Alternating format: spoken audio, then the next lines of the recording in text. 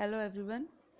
Business correspondence and reporting, that is the part of business law and communication, paper 2 in the CA foundation course. इसमें हमारा section B है business correspondence and reporting, जिसका chapter 6 that is introduction to basics of writing, वो हम लोग आज देखने वाले हैं.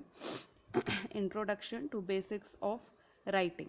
राइटिंग का बेसिक्स होना इम्पॉर्टेंट है. तो उसकी क्या इम्पोर्टेंस है, उसका इंट्रोडक्शन है कि राइटिंग के बेसिक्स क्या होंगे. तो ये अपन स्टार्ट करते हैं. इसमें हम क्या क्या सीख पाएंगे कि सबसे पहले तो जो कैंडिडेट्स हैं उनके लिए ये अंडरस्टैंड करना कि राइटिंग के बेसिक रिक्वायरमेंट्स क्या हैं. फिर दूसरा, आप इससे अप्रोप्रिएटली एंड इफ़ेक्टिवली राइट करना सीख पाएंगे. दूसरा, जो स्टूडेंट्स हैं वो फैमिलियर हो पाएंगे with the various writing styles. And आपको इम्पोर्टेंस समझ में आएगा कि बिजनेस राइटिंग को लर्न करना क्यों इम्पोर्टेंट है. ओके, अब इंट्रोडक्शन में यहाँ पे दिया हुआ है. बेसिकली लैंग्वेज के 4 बेसिक कंपोनेंट्स होते हैं. पहला listening, then speaking, then reading and lastly writing. बच्चा जो होता है, जो छोटा बच्चा होता है, जब वो बोल नहीं पाता है तो सबसे पहले वो चीज़ों को सुन के उसके आसपास जो भी आवाज़ें हैं, जो भी कन्वर्सेशन है, उनको सुन के वो ट्राई करता है उन साउंड्स को, उन वर्ड्स को रिपीट करने के लिए जो कि उसने अपने आसपास के एटमॉस्फेयर से, आसपास के एनवायरनमेंट से सुनी है, सीखी है. और इसके बाद में जो नेक्स्ट स्टेप होगा वो बोलना सीखता है. जो भी उसने सुना है अभी तक, है ना, उसको वो रिपीट करना कर करके उसको शब्दों का एक समझ में आता है और उसके बाद में वो उस चीज़ को बोलना शुरू करता है.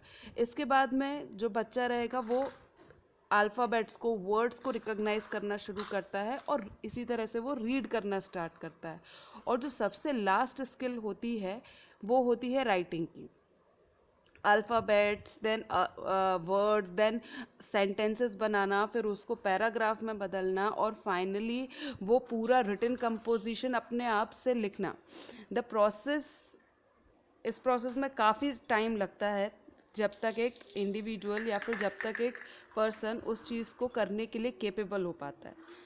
रीज़न क्या है? क्योंकि राइटिंग एक बहुत ही कॉम्प्लेक्स एक्टिविटी है. आपको वर्ड रिकॉग्नाइज करना भी जल्दी आ सकता है, आपको चीज़ें समझ में भी जल्दी आ सकती हैं, लेकिन जो लिखने वाली एक्टिविटी है, ये अगर याद हो तो फिर नर्सरी से लेकर के क्लास सेकंड थर्ड तक आप लिखने की तरफ ही, आपको किस तरह से सेंटेंस फ्रेम करना है, किस तरह से वर्ड फ्रेम करना है, फिर सेंटेंस फ्रेम करना है, देन पैराग्राफ बनाना है, कहाँ पर किस तरह से सेंटेंसेस का सीक्वेंसिंग करना है, ये सब सीखने में टाइम लगता है. ग्रामेटिकल यूज़ क्या है हर चीज़ का, आपको किस तरह का कंटेंट आपको प्रेजेंट करना है, फिर आप उसको लॉजिकल और एक क्रोनोलॉजिकल वे में कैसे दिखाएंगे, ये सब आपके एसेंशियल एस्पेक्ट्स हैं of writing. Multiple area of brain are used in creating text, organizing word and sentences sequentially, so that वो जो है, जो रीडर है उसको, ताकि वो समझ में आए. जब आप इस तरह से लिखेंगे तभी उसको समझ में आएगा. राइटिंग जो है एक स्किल है जिसके लिए हम जो कि डेवलप हुई है as it is an important medium of communication. Communication करने का एक बहुत ही इम्पॉर्टेंट मीडियम है जिससे कि हम अपने आइडियाज़ को, ओपिनियंस को एक्सप्रेस कर पाते हैं, इंफॉर्मेशन एक्सचेंज कर पाते हैं, किसी दूसरे को इन्फ्लुएंस कर पाते हैं एक बड़े से चेंज के लिए. राइटिंग एसेंशियल है टू कंटेंट डेवलपमेंट. आपको किसी भी कंटेंट का डेवलपमेंट करना हो वो आप राइटिंग के थ्रू कर सकते हो, और आप किसी भी तरीके का जो टेक्स्ट है वो आप राइटिंग के थ्रू कंपोज कर सकते हैं. Then official and personal records वो हमेशा रिटन फॉर्म में मेंटेन होते हैं. देन राइटिंग जो है हमारे काम में, चाहे वो फिक्शन वर्क हो या फिर नॉन फिक्शन वर्क हो, उसको form of novels, short stories या फिर बायोग्राफीज में लेकर आता है, मतलब एक क्रिएटिव एक्टिविटी है। Then it is the source of earning a livelihood for many people. बहुत सारे लोग राइटर होने का ही काम करते हैं, या फिर उनका काम ही ऐसा रहता है जहाँ पर उनको सिर्फ लिखने का काम है।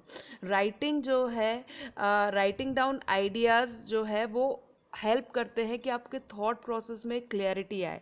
फिर it is a means of saving information for later reference. बाद के लिए आपकी इंफॉर्मेशन सेव हो जाती है। कोई भी चीज़ अगर आप लिख के रख लेते हो तो बाद के रेफरेंस में लेने के लिए, उसके लिए वो जो रिटन फॉर्म है वो हेल्प करता है। फिर writing also creates a permanent documentation. आपने कोई चीज़ लिख दी, that become a permanent document, जो कि कभी भी किसी भी रेफरेंस के लिए रेडी रहता है, अवेलेबल रहता है आपके पास। Then knowledge creation and propagation happens largely through carefully documented research procedure and their outcomes. आपका जो नॉलेज क्रिएशन है, प्रोपोगेशन है, वो एक केयरफुली डॉक्यूमेंटेड रिसर्च प्रोसीजर से होके निकलता है, और इसके लिए जो रिटन डॉक्यूमेंट्स होते हैं वो काफ़ी हद तक हेल्प करते हैं। It is the most used form of official communication. Then good communication have become the need of the hour and also help during recruitment. आपके जो अच्छे कम्युनिकेशन स्किल होते हैं वो एक समय की ज़रूरत भी है, और एक अच्छे रिक्रूटमेंट में भी हेल्प करती हैं। अब हम लोग बात करेंगे स्टेप्स फॉर राइटिंग की। Basically this is the process of writing. ठीक है, सबसे पहला इसमें हमारे पास में पॉइंट है सेलेक्टिंग अ टॉपिक। किसी भी चीज़ के लिए आपको लिखना हो तो आपके पास टॉपिक होना चाहिए। तो जो प्रोसेस है राइटिंग का, वो टॉपिक को सिलेक्ट करने के साथ में शुरू होगा। The selection may be made by a teacher, a manager और बाय द राइटर हिमसेल्फ और हर सेल्फ। सिलेक्शन या तो टीचर कर सकते हैं, या मैनेजर कर सकते हैं, या फिर खुद राइटर भी कर सकता है। मतलब इसमें पहला स्टेप क्या हो गया कि आपके पास में एक आइडिया, थीम या कोई इशू होना चाहिए, या कोई सब्जेक्ट मैटर होना चाहिए जिसके ऊपर आप सोच सकते हैं और लिख सकते हैं। Then the second step is brainstorming. Brainstorming next step होगा। टॉपिक के सिलेक्ट होने के बाद में एक बार आपको टॉपिक पता चल जाए कि जिस पर आपको लिखना हुआ है, फिर हमारे दिमाग में बहुत सारे थॉट्स आते हैं, आइडियाज़ आते हैं, इससे रिलेटेड इन्फॉर्मेशन आती है जो कि हमारे दिमाग में स्टक करने शुरू करते हैं। तो हमको ये सारा कंटेंट एक मतलब पॉइंट्स वाइज नोट कर लेना चाहिए। देन इसके बाद में आपका नेक्स्ट स्टेप आएगा ऑर्गेनाइजिंग योर कंटेंट।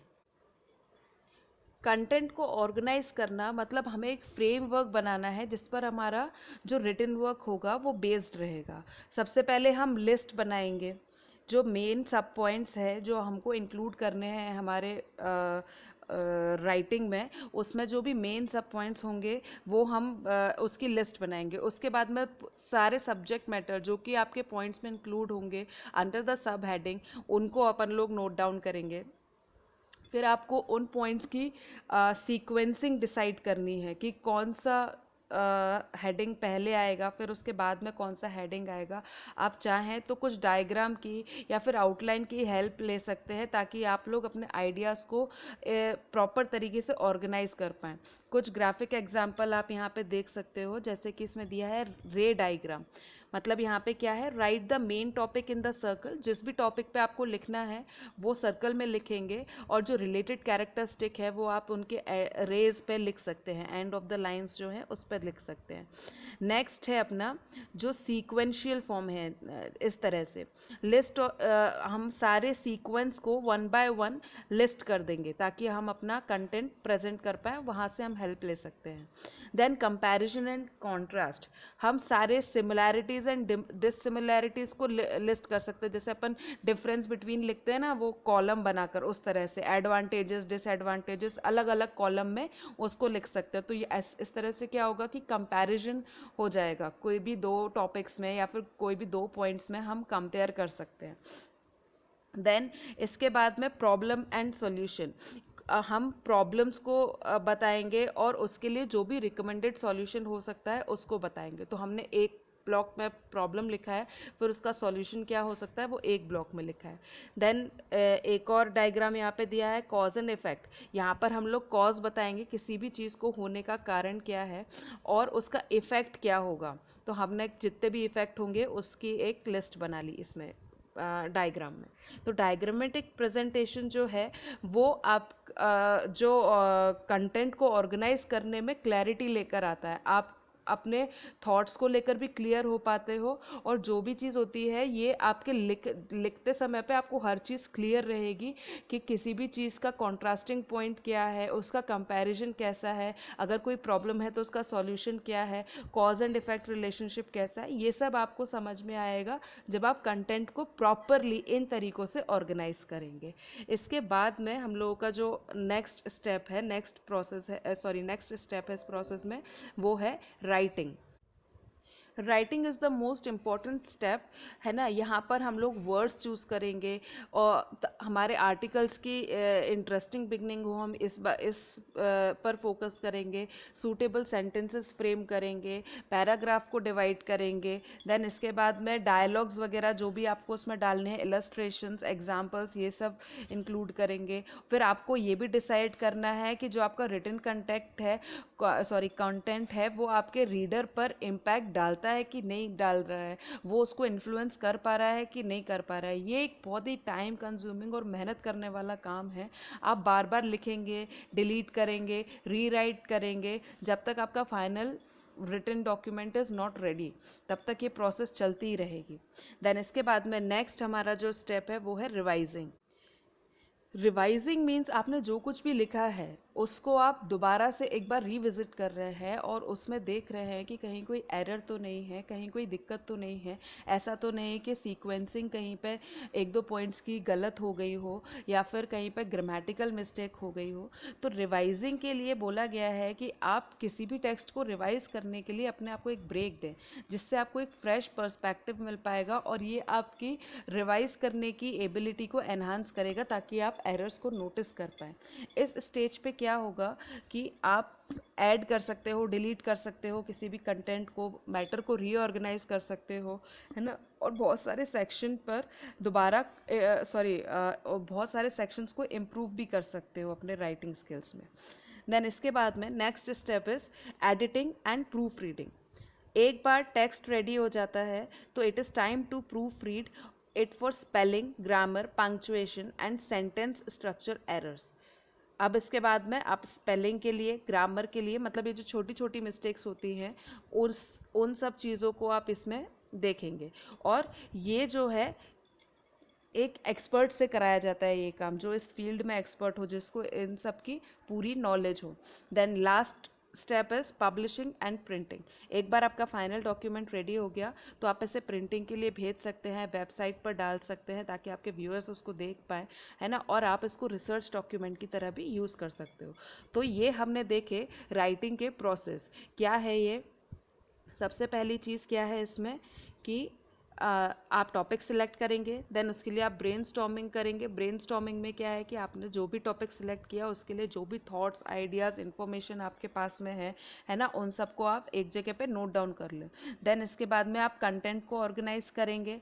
कंटेंट को ऑर्गेनाइज करने में हमने डिफरेंट डायग्राम्स वाले पैटर्न देखे कि आप इस तरह से अपने कंटेंट को ऑर्गेनाइज कर सकते हो ताकि लिखते समय ये आपको हेल्प करेंगे लिखने में। Then next step is writing, जहाँ पर आप अपने पूरे थॉट प्रोसेस को, जो भी आपने रफ वर्क किया है, आप उसको मेन उसमें लेकर आएंगे, पूरा फेयर में लिखेंगे, और आपकी आर्टिकल इंटरेस्टिंग बिगनिंग के साथ में शुरू हो, है ना। एक सूटेबल सेंटेंस आप फ्रेम कर पाएँ, पैराग्राफ को प्रॉपरली डिवाइड कर पाए, inclusion of anecdotes and dialogues and use of illustration and example हो पाए। तो यहाँ पर आप डिसाइड करेंगे कि आपका जो रिटन कंटेंट है वो रीडर्स पर इन्फ्लुएंस डाल रहा है कि नहीं डाल रहा है, उनको इम्पैक्ट कर रहा है कि नहीं कर रहा है। ये एक टाइम कंज्यूमिंग प्रोसेस है, और आपको कई बार लिखना, फिर मिटाना, फिर डिलीट करना, फिर दोबारा लिखना, ये सब आप करते रहेंगे जब तक आपका फाइनल रिटन डॉक्यूमेंट रेडी नहीं हो जाता है। देन आप उसको रिवाइज करोगे। रिवाइज करते समय पे आप कंटेंट में आपको कुछ ऐड करना हो या उसमें से कुछ डिलीट करना हो तो आप कर सकते हैं। अपने मैटर को आप रीऑर्गेनाइज कर सकते हैं, और जो भी आपने सर्टेन सेक्शंस बनाए हैं आप उसमें इम्प्रूवमेंट जो भी आपको करना है वो आप कर सकते हैं। Then editing and proof reading. Editing and proof reading, एक बार आपका टेक्स्ट रेडी रेडी हो जाता है, तो अब आप इसे प्रूफ रीड के लिए दोगे, और जिसमें कि आपकी spelling, grammar, punctuation and sentence structure errors को देखा जाएगा। ये एक एक्सपर्ट से करवाया जाएगा, ठीक है। देन पब्लिशिंग एंड प्रिंटिंग, एक बार आपका फाइनल डॉक्यूमेंट रेडी हो जाता है, फिर आप इसे प्रिंटिंग के लिए भेज सकते हैं, वेबसाइट पर डाल सकते हैं, और आप इसको एज अ रिसर्च डॉक्यूमेंट की तरह भी यूज़ कर सकते हैं। नेक्स्ट हम देखने वाले हैं स्टाइल्स ऑफ राइटिंग। क्या क्या स्टाइल्स हैं जिनमें आप राइट कर सकते हैं। स्टाइल्स ऑफ राइटिंग जो है डिपेंड करता है कि हर किसी का अपना अपना स्टाइल हो सकता है राइटिंग का।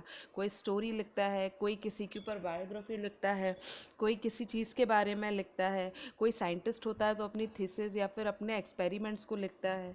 तो डिपेंड करता है कि ऑथर का मूड क्या है, टोन क्या है, पर्सपेक्टिव क्या है, पर्सनैलिटी कैसी है, और उसके राइट करने का ऑब्जेक्टिव क्या है, उसकी राइटिंग का ऑब्जेक्टिव क्या है ना। तो there are 4 main types of writing. सबसे पहला है एक्सपोजिटरी, देन परसुएसिव या फिर argumentative, then descriptive, and then lastly is narrative. तो सबसे पहले अपन देखते हैं एक्सपोजिटरी। एक्सपोजिटरी मतलब किसी भी चीज़ को जहाँ पर आप एक्सप्लेन कर रहे हो, उसको इल्यूमिनेट कर रहे हैं या फिर एक्सपोज कर रहे हैं, which is where the word expository comes from. Expose से ही आया एक्सपोजिटरी वर्ड।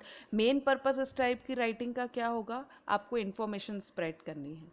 ये जो राइटिंग का स्टाइल है, ये फैक्ट्स को रिले करने, writing attempts to relay facts for a purpose, है ना। Then it is the main it is objective in nature. जो राइटर का जो ओपिनियन है, इमोशंस है, बायसेस है या फिर पॉइंट ऑफ व्यू है, यहाँ पर उसकी कोई जगह नहीं है। जो फैक्ट्स हैं आप वही लिखने वाले हैं। इस तरह की राइटिंग में क्या इंक्लूड होता है, जो टेक्स्ट बुक है जिसमें आपको सारी इन्फॉर्मेशन ही रहती है, रिसर्च पेपर है उसमें सारी इन्फॉर्मेशन रहती है, एक्सपेरिमेंट्स वगैरह ये सब रहते हैं, न्यूज़ स्टोरीज़ हैं, न्यूज़ में आप अपने मन से मनगढ़ंत कहानियाँ बना के नहीं सुना सकते, जो न्यूज़ है वो आप सुनाएंगे। देन एनसाइक्लोपीडियाज़ हैं full of information, instructions manuals हैं, आपको एक तरीका बताया जा रहा है किसी भी चीज़ को आपको यूज़ करना है तो आप उसको कैसे यूज़ करेंगे, उसके लिए इंस्ट्रक्शंस हैं, तो वो भी एक तरह का इन्फॉर्मेशन ही है।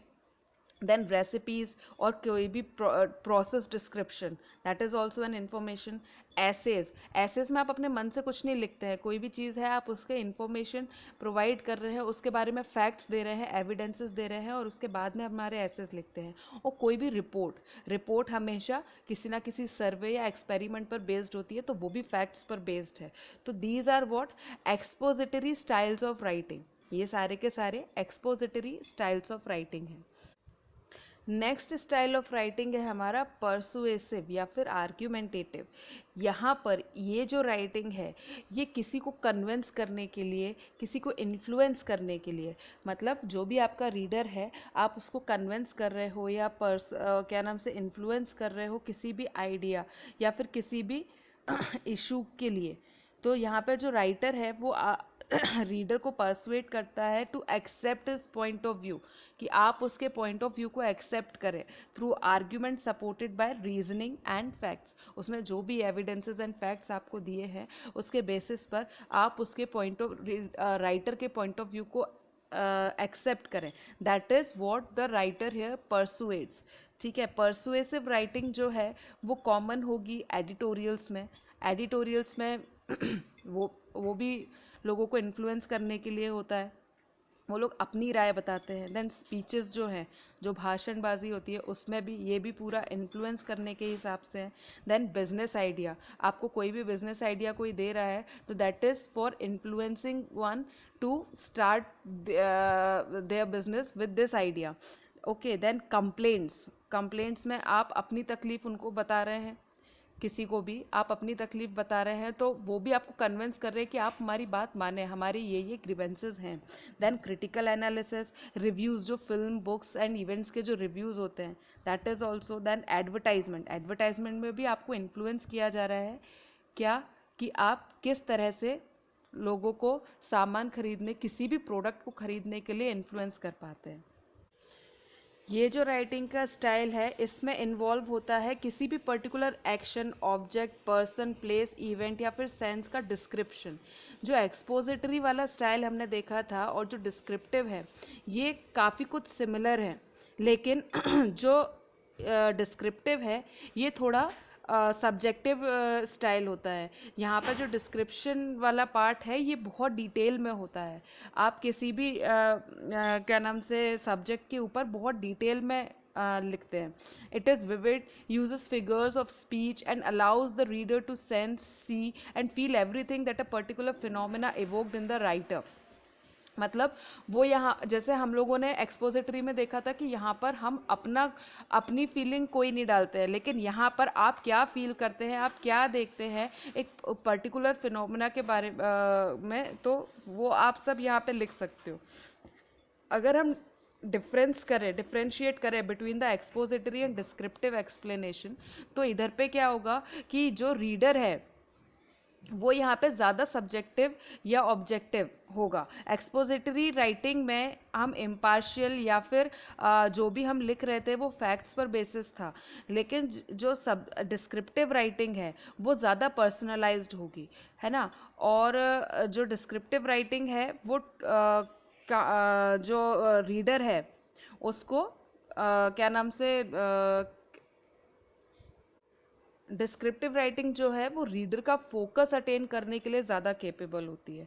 जो डिस्क्रिप्टिव टाइप ऑफ राइटिंग है ये कॉमन है कहाँ पर, पोएट्री में, डायरीज में, पार्ट्स ऑफ जो लार्जर स्टोरीज होती है उनके छोटे छोटे पार्ट्स जो है वो भी एक तरह के डिस्क्रिप्टिव टाइप ऑफ राइटिंग में कॉमन है। देन नॉवेल्स जो है, ट्रैवल ब्लॉग्स जो हैं, ये सारे के सारे क्या हैं, डिस्क्रिप्टिव राइटिंग के स्टाइल्स हैं, उन्हीं उसी का एक हिस्सा है। देन इसके बाद में लास्ट है हमारा नरेटिव। नैरेटिव स्टाइल जो है वो जैसे कोई स्टोरी आपको सुना रहा है या फिर आप ऐसा लगता है जैसे आप उसके साथ में ही घूम रहे हैं, तो जो नरेशन है, किसी भी चीज़ का नरेशन है, आप वहाँ पे उस चीज़ की एक डिटेल पूरे उसके साथ में मतलब complete with character, action, dialogue, plot and setting के साथ में नरेट कर रहे हैं किसी भी चीज़ को। ये यूजुअली फिक्शनल होता है, बट ये नॉन फिक्शनल भी हो सकता है जब ये रियल लाइफ इवेंट्स या फिर स्टोरी आपको बता रहा है। जो नैरेटिव राइटिंग है वो मोस्टली पर्सनल होती है और इमेजिनेटिव होती है। ये ओरिजिनल एंड सेल्फ एक्सप्रेसिव है। राइटर यहाँ पे अटेम्प्ट करता है to relate universal truth through poetry and telling stories. जो टेक्निक्स होती हैं जो आप नरेटिव राइटिंग में इंक्लूड करते हो वो क्या हैं? सबसे पहला कि इंटरेस्टिंग बनाता है, जो नरेशन है वो आपकी राइटिंग को इंटरेस्टिंग बनाता है, जिससे जिससे कि आप पूरा क्या नाम से उसके कैरेक्टर्स को और अच्छे से बता पाते हैं। Then well developed plot of the story, novel and narrative, है ना, जो भी है आप अपनी स्टोरी को बहुत अच्छे से प्लॉट कर पाते हो, नॉवल को बहुत अच्छे से नरेट कर पाते हैं नरेटिव वाले स्टाइल से। देन वाइब्रेंट सेटिंग, जो कि रीडर को वहीं पे ट्रांसपोर्ट कर देगा। जो आप स्टोरी सुना रहे हो रीडर को ऐसा लगेगा कि आप मतलब रीडर वहीं पर है, उस वो सब वो सामने अपने देख रहा है। अगर आपका नरेटिव पॉइंट स्ट्रांग होता है तो फिर जो क्लियरली आप जो आपकी जो थीम है वो क्लियरली आइडेंटिफिएबल हो पाती है, फिर आप अपना पॉइंट ऑफ व्यू बहुत इजीली लोगों के सामने रख पाते हैं। फिर यहाँ पर आपको डायलॉग्स की भी ज़रूरत पड़ती है जो नरेशन की मोनोटनी को ब्रेक करती है। मतलब आप यहाँ पे कैरेक्टर्स को डिफाइन करोगे तो आप मतलब रीडर का इंटरेस्ट बिल्ड कर पाते हो कि उसको किसी भी चीज़ को रीड करने में एक इंटरेस्ट डेवलप हो पाए। देन आप anecdotes, specially oral narration, to build curiosity and hold attention of listeners या फिर रीडर्स, है ना, इसके लिए आप, ताकि रीडर्स आपकी तरफ अटेंटिव रहें और उनका आप अटेंशन गेन कर पाओ, उसके लिए एनेक्डोट्स वगैरह भी इंक्लूड करते हैं। देन मेटाफर्स हम यूज़ करते हैं, स्माइलीज, ताकि आप अपनी लैंग्वेज को और अच्छे से दिखा पाएँ। फिर imaginative language and coining your word group, जो आपके वर्ड ग्रुप हो उनको इस तरह से लिखिए, और जो इमेजिनेटिव लैंग्वेज है उसको यूज़ करके figure of speech is the creative licence of the writer. मतलब ये राइटर का एक ये भी एक आर्ट है कि आप किस तरह से कोई चीज़ लिखते हो कि आप रीडर का अटेंशन गेन कर पा रहे हो, ये सारी चीज़ें उसी में हेल्प करती हैं. Then emotional appeal in writing which often leads to catharsis to for readers. Then detailed and elaborate description to create a mental image of the setting, character, place for the reader. आप एक elaborate description देंगे ताकि आप जो भी एक mental image आपके अंदर में क्रिएट हो जाती है कि हाँ वो इस तरह का होगा या फिर इस तरह की होगी, या फिर कोई भी जगह के बारे में आपको एक, अगर नॉवेल्स वगैरह हम पढ़ते हैं तो हम देखते हैं ना किसी भी चीज़ का डिस्क्रिप्शन या फिर किसी भी पर्सन का डिस्क्रिप्शन ऐसे देते हैं कि हमें ऐसा लगता है कि वो चीज़ हमारे सामने है या फिर हम देख रहे हैं कि किस तरह की है. तो ये सारी टेक्निक्स हैं जो कि आप नरेटिव राइटिंग में इंक्लूड करते हो. ये जो आपका नरेटिव राइटिंग है ये आपको ऑफन कहाँ पे मिलता है? नॉवेल्स में, स्क्रीन स्क्रिप्ट्स में, प्लेज में, स्टोरीज में, लेजेंड्स में, पोएम्स वगैरह में, ऑटोबायोग्राफीज वगैरह जो होती है उसमें, मेमोर्स में, सॉन्ग्स में, पर्सनल एसेज वगैरह में हम यहाँ पर ये देख पाते हैं. नेक्स्ट टॉपिक हम इसमें देखने वाले हैं significance of writing for students. Writing का क्या इंपॉर्टेंस है स्टूडेंट के लिए? तो राइटिंग जैसा कि अपने को पता है कि हमारे एजुकेशनल प्रोसेस का एक बहुत ही असेंशियल पार्ट है, इंपॉर्टेंट पार्ट है. तो गुड राइटिंग स्किल्स को डेवलप करना एक बहुत ही इंपॉर्टेंट की है, बहुत ही असेंशियल की है to success in academic and professional life. तो राइटिंग इफ़ेक्टिवली स्टूडेंट्स के लिए इम्पॉर्टेंट क्यों है? सबसे पहली चीज़ इसमें आती है कि ये कम्युनिकेशन स्किल्स को इम्प्रूव करता है. तो राइटिंग जो है आप एक्सप्रेस करने का या कम्युनिकेट करने का एक इफ़ेक्टिव टूल है. कोई भी इफ़ेक्टिव राइटर जो है वो स्किलफुल एंड कंफर्टेबल हो अपने व्यूज़ को, थॉट्स को, फीलिंग को एक्सप्रेस करने के लिए. तो इसलिए जो राइटिंग मतलब इफ़ेक्टिव राइटिंग है वो इम्पॉर्टेंट है स्टूडेंट्स के लिए. Then helps students review and remember recently learned material. जो राइटिंग जो आपका इफ़ेक्टिव राइटिंग होता है ये एक बहुत अच्छा तरीका है जहाँ पर आप नए लर्नड मटेरियल को या फिर की लेसन्स को रिकॉल करने में, उसके पॉइंट्स को रिकॉल करने में आपको ये हेल्प करता है, आपका राइटिंग स्किल को बिल्ड करता है साथ साथ में. देन नेक्स्ट है means by which educator assess student learning. अब यहाँ पे एजुकेटर जो है स्टूडेंट की लर्निंग को एसेस करता है. कैसे? जो रिटन असाइनमेंट्स होते हैं वो टीचर्स को ये एसेस करने में हेल्प करते हैं कि स्टूडेंट ने क्या प्रोग्रेस किया है, उसका कॉम्प्रिहेंशन कैसा है. ये जो है प्राइमरी टूल्स हैं कि वो लर्नर्स को ग्रेड कर पाते हैं, उनको मार्क्स दे पाते हैं. देन नेक्स्ट है encourages creative expression and exploration. ये जो इफ़ेक्टिव राइटिंग है वो स्टूडेंट्स को हेल्प करती है कि वो उनकी क्रिएटिविटी एंड इमेजिनेशन को डेवलप करेगा, पॉसिबिलिटीज़ को एक्सप्लोर करेंगे और वो अपनी प्रॉब्लम सॉल्विंग टेक्निक को जो है एम्प्लॉय कर पाएंगे और इंगेज रहेंगे इन स्टोरी टेलिंग. नेक्स्ट है अपना एसेंशियल फॉर सेल्फ अंडरस्टैंडिंग. जो इफ़ेक्टिव राइटिंग है वो सेल्फ अंडरस्टैंडिंग के लिए असेंशियल है. कैसे? One of the best way to understand anything is to write an assignment ऐसे रिलेटेड टू इट. किसी भी चीज़ को समझने के लिए सबसे अच्छा तरीका है कि आप उसके ऊपर असाइनमेंट या ऐसे लिखें. जैसे ही अपन शुरू करेंगे सर्च करना उसके बारे में, उसके कंटेंट के बारे में, और आप उसको लॉजिकली ऑर्गेनाइज करोगे, आपको कॉन्सेप्ट अपने आप क्लियर हो जाएगा.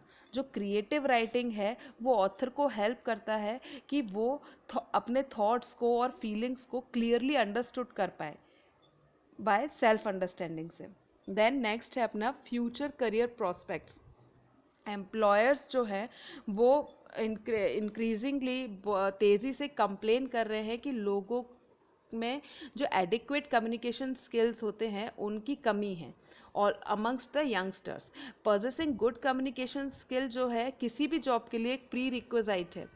तो ability to write well can help you get selected for a particular job and would be helpful in your future career growth. आपके करियर ग्रोथ के लिए भी इम्पॉर्टेंट है, आपको जॉब लेने के लिए भी इम्पॉर्टेंट है, क्योंकि अगर कम्युनिकेशन स्किल अच्छा होगा तो आप किसी भी चीज़ के लिए अपने व्यूज़ एक्सप्रेस करने के लिए हेजिटेट नहीं होंगे और कॉन्फिडेंटली उस चीज़ को कर पाएंगे. अब बात करते हैं characteristics of good business writing की. अच्छी बिजनेस राइटिंग उसके लिए कैरेक्टरिस्टिक्स क्या है, उसके फीचर्स क्या है? तो आजकल अपन देख रहे हैं कि जो इफ़ेक्टिव कम्युनिकेशन ऑफ इंफॉर्मेशन है वो बहुत ज़्यादा इम्पॉर्टेंट हो गई है, और सबसे ज़्यादा ये इम्पॉर्टेंट है इन बिजनेस कम्युनिकेशन। तो what does effective business writing जो है वो किस तरह की होती है, तो इसके लिए हमें जो इफ़ेक्टिव बिजनेस राइटिंग है, गुड बिजनेस राइटिंग है, उसकी कैरेक्टरिस्टिक्स को देखना पड़ेगा। तो सबसे पहला कैरेक्टरिस्टिक क्या है इसका? Clear purpose. जो भी आज के टाइम पे लोगों के पास में क्या है ना कि समय रहता नहीं है ज़्यादा, तो आप जो भी ड्राफ्ट कर रहे हैं, जो भी आपका रिटन डॉक्यूमेंट है, तो आप इस चीज़ के लिए एंश्योर रहें कि वो पूरी तरह से क्लैरिटी है उसमें about your purpose for writing, क्योंकि किसी के पास इतना टाइम नहीं है। अगर वो ज़रा सा भी कंफ्यूज हुए तो वो फेंक देंगे उसको। तो जो भी आप लिख रहे हो वो क्लियर होना चाहिए, लोगों को उसका पर्पस क्लियरली समझ में आना, जो भी रीडर है उसको आपके लेटर का पर्पस जो है समझ आना चाहिए। Then clarity and conciseness. जो जो भी आपका क्या नाम से रिटन डॉक्यूमेंट है, उसमें किसी भी तरह के creative figures of speech and poetic phrases की ज़रूरत नहीं है आपको बिजनेस करस्पॉन्डेंस में। जो एम है बिजनेस राइटिंग का वो इफेक्टिव कम्युनिकेशन है ऑफ रिक्वायर्ड इन्फॉर्मेशन। तो क्लैरिटी एंड ब्रीविटी जो है उसकी बहुत इंपॉर्टेंस है। देन इसके बाद में टारगेट ऑडियंस, जो आपकी ऑडियंस है, you are writing for ascertain your language and tone. तो जिस तरीके से आप कम्युनिकेट कर रहे हो विद अ सुपीरियर और अ कलीग और अ कस्टमर और अ सर्विस प्रोवाइडर, वो डिफरेंशिएट करेगा यहाँ पे। मतलब आप किससे कम्युनिकेट कर रहे हो, आपका लिखने का तरीका वो यहाँ पे अलग अलग रहेगा। Do not use phrases and expression that could be misunderstood और ऑफेंसिव। किसी भी तरह के इस तरह के फ्रेजेस या फिर एक्सप्रेशन हमें यूज़ नहीं करना है जिसको कोई मिसअंडरस्टूड कर सकता है या फिर जो ऑफेंसिव हो। Tell your content and words keeping in mind what your reader needs and wants to hear. आपको अपने कंटेंट को और वर्ड्स को इस तरह से अरेंज करना है कि आपको ये समझ में आए कि आपका रीडर क्या सुनना चाहता है, उसको क्या चाहिए है। देन इसके बाद में suitable tone. One tricky aspect is the tone of the writer. आप राइटिंग में अपना टोन कैसे बताएंगे, किसी भी चीज़ को एक्सप्रेशन आप उसमें कैसे लेकर आएंगे, ये इजीली मिस इंटरप्रिटेट हो जाता है। जैसे अब हम जब भी मैसेजिंग ऐप्स वगैरह पे राइट करते हैं तो आपको पता है कि आप किसी और मैनर में लिखना चाह रहे हो लेकिन सामने वाला किसी और तरीके से समझ लेता है उसको, तो ये मिस इंटरप्रिटेट हो सकता है। तो आपको अपने लिखने में हमेशा पोलाइट रहना है, कर्टियस रहना है अपने कम्युनिकेशन में। किसी भी तरह का ओवरली इनफॉर्मल या फिर फ्रेंडली कुछ नहीं लिखना है।